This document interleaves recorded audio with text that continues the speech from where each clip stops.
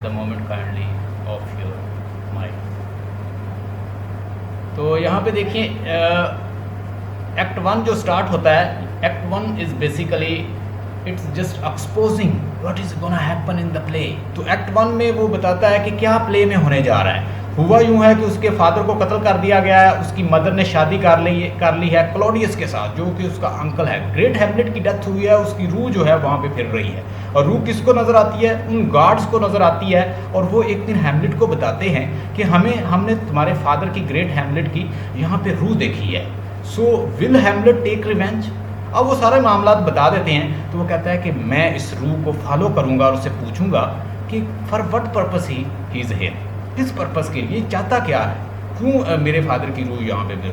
वो उसे बताता है कि उसने वैसे ही आर्मर पहना हुआ था, वैसे ही यूनिफॉर्म पहनी हुई थी, वैसे ही जैसे कोई सोल्जर होता है। वो बड़ा एक ग्रेट सोल्जर था उसका फादर। वो अपनी मदर से पूछता है कि मेरे वालिद के साथ क्या हुआ था, लेकिन वो उससे नहीं बताती। वो अक्सर उससे बात करता है, उससे लड़ता रहता है। और क्लॉडियस यूँ करता है कि पोलोनियस जो कि उसका वजीर है उसको पीछे लगा देता है। वो उसका मिनिस्टर है और वो बड़ा एक रेडिकुलस सा करैक्टर है। उसका एक बेटा है लेर्टिस और उसकी एक बेटी है ऑफिलिया। वो उसको उसके पीछे लगा देता है कि तुम हर सूरत इसके ऊपर नजर रखो। एक दिन वो अपनी मदर के साथ लड़ रहा होता है और उससे बातें कर रहा होता है कि what happened to my father, you are most pernicious woman. मेरा फादर तो वो था कि तुम्हें हवा भी छूती थी तो मेरा फादर परेशान हो जाता था कि तुम्हें हवा ने क्यों छू लिया। तो इस तरह की वो बातें करता है, अपनी मदर से लड़ रहा होता है। तो पोलोनियस जो है पीछे, पर्दे के पीछे छुप के बातें सुन रहा होता है। वो कहता है कि शायद क्लॉडियस है और वैसे भी उसे गुस्सा बहुत था। वो अपनी तलवार को उस पर्दे के में घोंप देता है और पोलोनियस की डेथ हो जाती है। पोलोनियस का बेटा लेर्टिस है और लेर्टिस अब उससे बदला लेना चाहता है। ऑफिलिया जो है वो, ऑफिलिया की उससे पहले डेथ हो जाती है और अब हैमलेट बहुत परेशान रहता है। क्लॉडियस को डर है कि कहीं हैमलेट मुझे ना मार दे। अब क्लॉडियस उसे ये यूँ करता है कि उसके पॉकेट में एक रसीट लिख के डाल देता है और वो कहता है कि जब ये इंग्लैंड, उसे कहता है इंग्लैंड ले जाओ, और बहरी जहाज़ के ऊपर कहता है जिसे इंग्लैंड ले जाओ, वहाँ पे से मार देना। अब ये करता है जो उसके अंदर रसीट लिखी होती है उसको चेंज करके वो कहता है कि जो मेरे साथ गार्ड हैं उनको मार देना, यानी वहाँ पे जहाँ पे लेके जाया जाता है उसको, वो उसको मार देते हैं। हैमलेट फिर घर आ जाता है। यहाँ पे अब फाइनल सीन होता है जिसे हम कहते हैं सीन 5। सीन 5 में अब क्लॉडियस ने तैयार कर लिया लेर्टिस को एक ड्यूल वार के लिए, क्योंकि लेर्टिस जो है बदला लेना चाहता है अपने फादर का। तो वो कहता है क्यों ना हम ड्यूल वार करवाते हैं तुम्हारे और हैमलेट के दरमियान। हैमलेट और क्लॉडियस के दरमियान, हैमलेट और लेर्टिस के दरमियान एक वार होती है। ड्यूल वार का मतलब होता है दो लोगों के दरमियान जंग। मिसाल के तौर पर रोमन ग्रीक्स जब आपस में लड़ते थे वो कहते थे यार 50-50 या 4-4 हज़ार लोगों को यतीम क्यों करवाना है इनके बच्चों को, हम ऐसा करते हैं अपना बेस्ट फाइटर लाओ, इधर से अपना बेस्ट फाइटर लाओ, हम ड्यूल करवाते हैं। उनके दरमियान ड्यूल होती है और उससे फैसला हो जाता है, जो जीत जाता वो पूरा रकबा ले जाता। तो उसने कहा जी हम ड्यूल करवाते हैं लेर्टिस और उसके दरमियान, हैमलेट के दरमियान। और साथ ही वो कहता है कि अगर ये लेर्टिस से बच भी गया बोल तो इसको लेर्टिस मार देगा।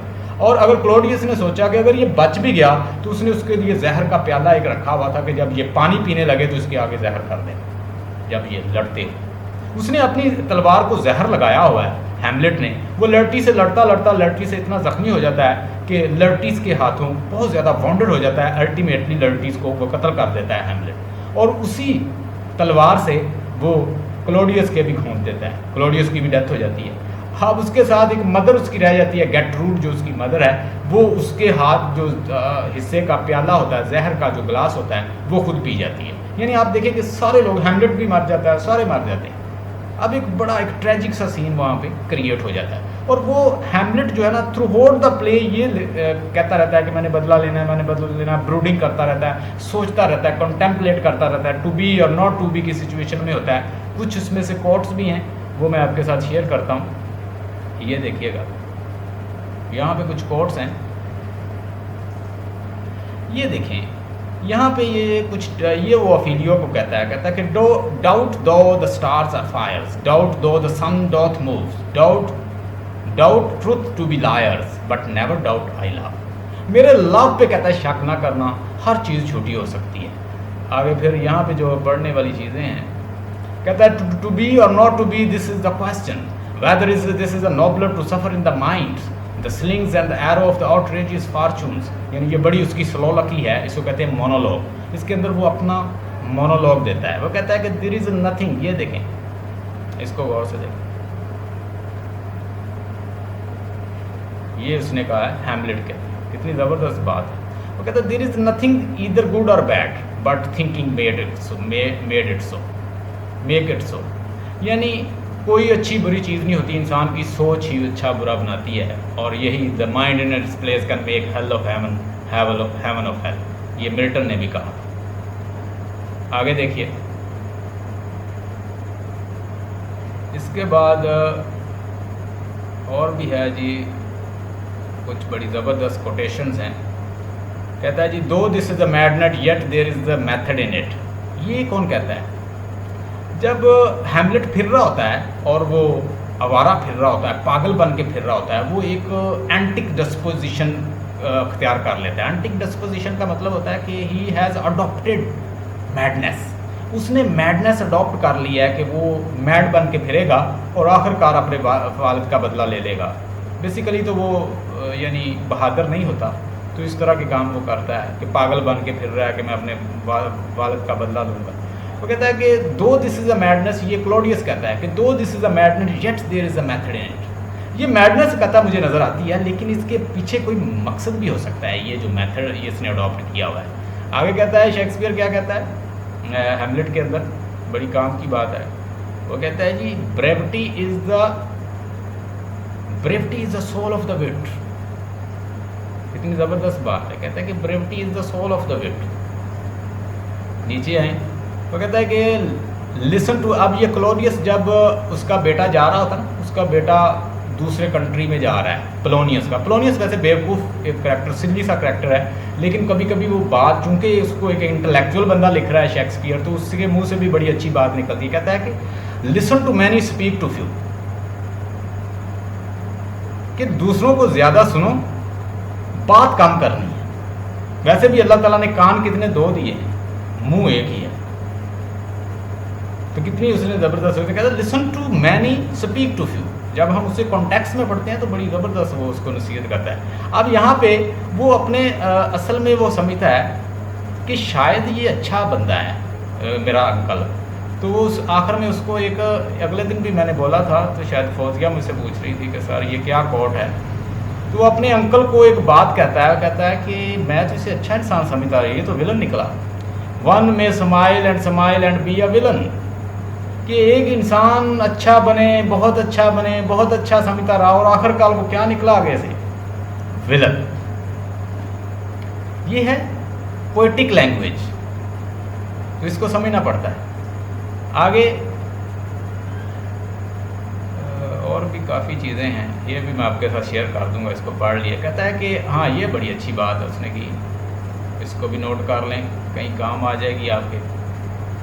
कहता है कि जब इंसान के ऊपर ट्रेजेडी आती है तो वो अकेली नहीं आती, उसके साथ और भी बहुत कुछ आते हैं। बाज़ औक़ात किसी का कोई बंदा फौत हुआ तो हमें पता चलता है कि उनका बेचारों का एक्सीडेंट भी हो गया जो उनको मिलने आ रहे थे। उसने कहा व्हेन सारो comes they come not in a single spice.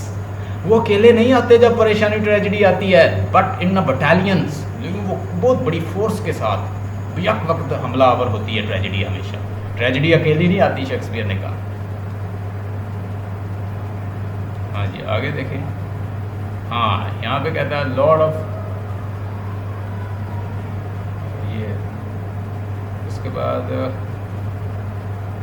हाँ, ये पढ़ने वाला बड़ा ज़बरदस्त है उसका कोट। वो कहता है what piece of work is a man. इंसान कैसी क्रिएशन है गॉड की। कहता है हो नोबल इन रीजन, रीजन में कैसा है, अक्ल में कैसा है, एम्पेरिकल कितना है, कितनी अक्ल की बातें करता है। हो इनफाइनाइट इन फैकल्टी, इंसान की फैकल्टी और उसकी अहलियत कितनी बड़ी है। He can create wonderful things, wonderful points in forms, उसकी शक्ल देखो कितनी हो, इन मूविंग कैसे चलता है। हो एक्सप्रेस एंड एडमरेबल्स, कैसे एक्सप्रेस करता है, कितनी एडमरेबल बड़ी बड़ी बातें करता है। इन एक्शन हो लाइक एन एंजल्स, काम ऐसे करता है जैसे कोई फरिश्ता हो। इन एप्रीहेंशंस हो लाइक अ गॉड, और समझता ऐसे है जैसे कोई गॉड हो। ब्यूटी ऑफ द वर्ल्ड, ये इंसान जो है ब्यूटी है इस दुनिया की। द पैरागन्स ऑफ एनिमल्स, और ये अशरफुल मखलूक़ात है, सबसे अजीम है। And yet to me what is the quantities of the dust, पर मेरे लिए कहता है एक डस्ट की तरह, मेरे लिए कहता है ये कोई अहमियत नहीं रखती, यानी ये दुनिया मेरे लिए कोई अहमियत नहीं। क्यों? I am depress by heart, मैं परेशान हूँ, मुझे दुनिया की कोई चीज़ भी खुशी नहीं दे रही। हैमलेट कहता है